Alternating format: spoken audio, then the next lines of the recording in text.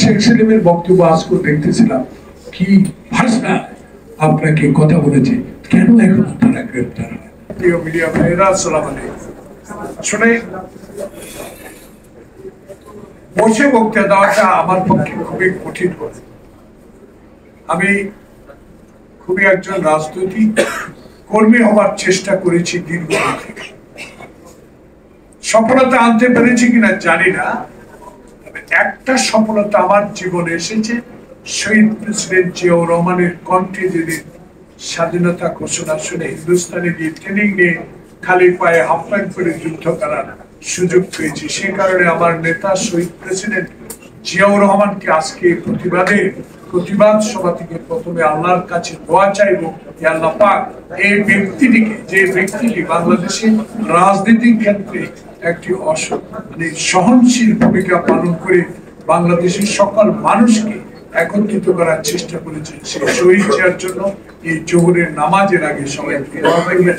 আর দোয়া করবেন বেশি বেশি করে, যিনি আমাকে পথ প্রদর্শন করেছেন।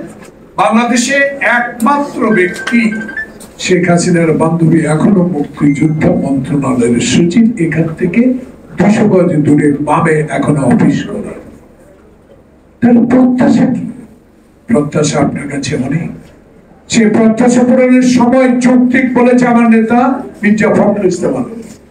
সে যৌক্তিক সময় এই নয় যে আওয়ামী লীগের সকল প্রেতাত্মা আবার পুনঃভাবে সকল পদে বসে যাবে। এটা আপনাকে খুঁজে বের করতে হবে, খুঁজে বের করা প্রয়োজন। কারণ একটি হাসিনা কিন্তু খুব দূরে না, খুব কাছে। তার কথাবার্তা ইদানিং আরেকটা রেকর্ড আমরা সামাজিক যোগাযোগের মাধ্যমে দেখতে পাচ্ছি। এইসব কথাবার্তা মনে হচ্ছে যে হাসিনা এখনো বাংলাদেশের ক্ষমতায় আসার জন্য আরেকটি ষড়যন্ত্র শুরু করেছে। তাই এখানে বক্তাদের কথার সাথে জনগণের কথা এক, আওয়ামী লীগকে নিষিদ্ধ করতেই হবে।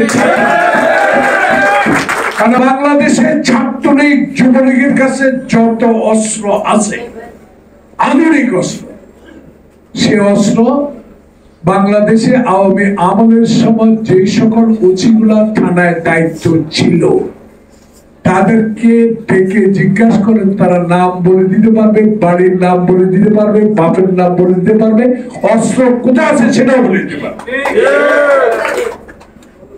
তাদেরকে বলেন লিস্টটা দিতে, সেনাবাহিনী লাগবে না, সেনাবাহিনীকে মাঠে নামানো লাগবে না, তারাই যথেষ্ট। তাদেরকে বলেন চাকরিতে থাকতে হলে অস্ত্রধারীদের নাম, অস্ত্রগুলো কোথায় আছে ফেরত দেওয়ার ব্যবস্থা করেন। আজকে একটি কথা বলে শেষ করতে চাই। শেখ হাসিনা 3 দিন আগে বলেছিল পদত্যাগের, যে আমি যদি চলে যাই আমার 1 কোটি আওয়ামী লীগকে বিএনপি জামাত হত্যা করবে।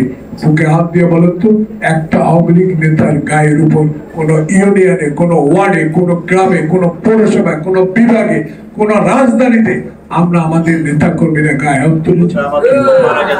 বরঞ্চ আমাদের লোকের উপর আক্রমণ করেছে। গোপালগঞ্জে যেইভাবে আমাদের জিলানির উপর আক্রমণ করেছে, ইতিহাস তার বাবার কবর চেয়ারত করবে সেখানে পর্যন্ত যেতে দেওয়া হয় নাই।